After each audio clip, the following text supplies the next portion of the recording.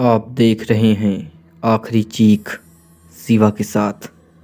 तो चलिए बढ़ते हैं आज की कहानी की ओर। दोस्तों, मेरा नाम साहिल है और मैं देहरादून में रहता हूँ। यह बात उन दिनों की है जब मैं कक्षा 5 में पढ़ता था। मेरा घर गांव में था और स्कूल मेरे घर से 3 किलोमीटर दूर था। मैं रोज की तरह अपने गांव के मित्रों के साथ पैदल ही स्कूल के लिए चल दिया था। हम लोग जब कई लोग होते थे तो जंगल के बीच से होकर जल्द से स्कूल पहुंच जाते थे, लेकिन उस रास्ते पर कभी भी कोई आदमी साइकिल से नहीं जाता था, क्योंकि गांव वालों का मानना था कि उस रास्ते पर पहले एक साइकिल बनाने वाला रहता था। लेकिन अचानक से पता नहीं क्या हुआ, उसकी लाश वहाँ रास्ते में एक साइकिल के पास पड़ी हुई मिली थी। उसका सिर धड़ से अलग था तथा शरीर पर कई निशान भी बने थे।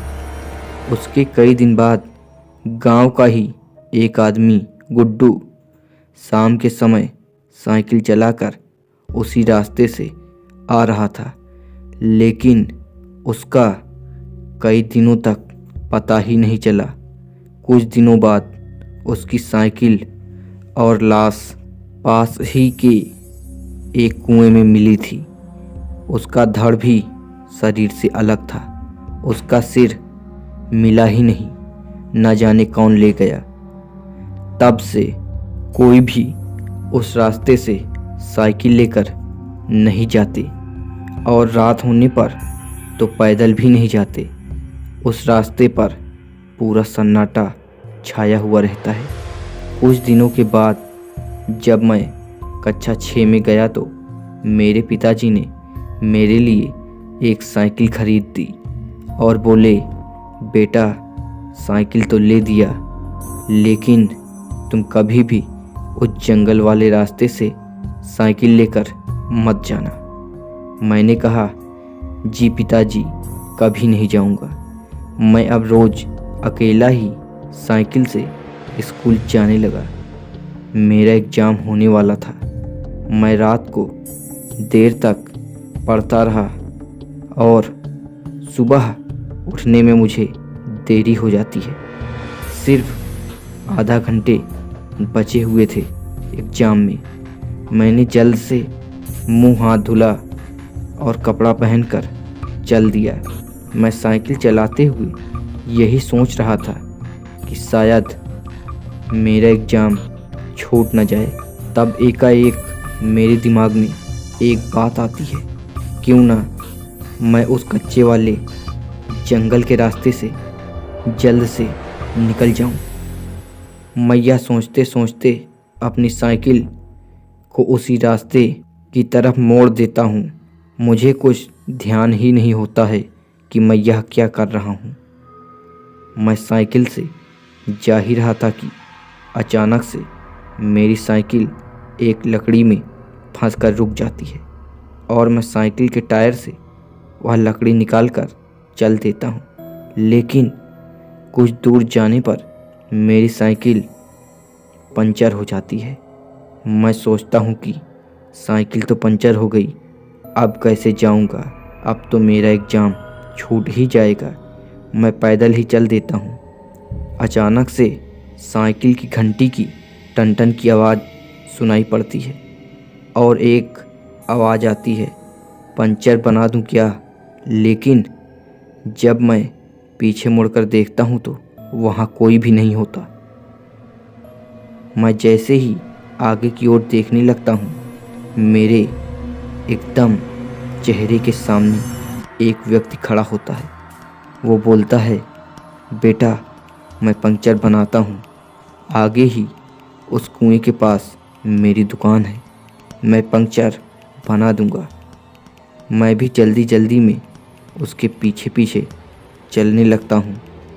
मैं चल ही रहा था कि तभी मेरी नज़र उसके हाथों के नाखूनों पर पड़ी, जो कि किसी जानवर से कम नहीं थे, और उसके पांव भी उल्टे थे। मैं ये सब देखकर अपने मन में सोचता हूँ कि आज तो मैं गया, मुझे अब कोई नहीं बचा सकता। वह कुएं के पास पहुंचा ही था कि मुझे अपने दादा की कही हुई बात याद आती है कि भूतों की शक्ति उनके बालों में होती है। मैंने तुरंत ही अपने बैग से ब्लेड निकालकर जेब में रख ली। वह कुएं के पास जाते ही अचानक से मेरी तरफ देखने लगा। अब उसका चेहरा देखकर मैं तो कांपने लगा, क्योंकि उसके चेहरे पर न आँख थी, न नाक था और ना ही मुंह। केवल और केवल मांस के चिथड़े लटक रहे थे। अब उसका हाथ मेरे गले की तरफ अचानक से बढ़ने लगा था। उसने मेरे गले को अपने हाथों से दबा दिया। मैं जोर जोर से कराहने लगा। वह मुझे अपने पास खींचकर लाता है और हवा में उठाकर 2-3 बार पटक देता है। अब वह अपना खौफनाक चेहरा मेरे करीब ला ही रहा था कि मैंने अपने जेब से ब्लेड को निकालकर उसके बाल को काट लिया और कुएं में फेंक दिया। वह चिल्लाकर कुएं से अपना बाल निकालने के लिए कुएं में कूद जाता है और मैं मौका पाकर दौड़कर वहां से भाग जाता हूँ। जब मैं भागकर स्कूल पहुंचा तो स्कूल में छुट्टी हो चुकी थी। मेरा पेपर भी छूट गया था, लेकिन उसी दिन से मैंने साइकिल को चलाना ही छोड़ दिया, और चलाता भी हूँ तो उस तरफ से बिल्कुल भी नहीं जाता हूँ, क्योंकि मैंने मौत को इतनी करीब से देखा था। मैं कैसे बचा हूँ उस दिन, यह मेरे सिवाय कोई और नहीं जानता।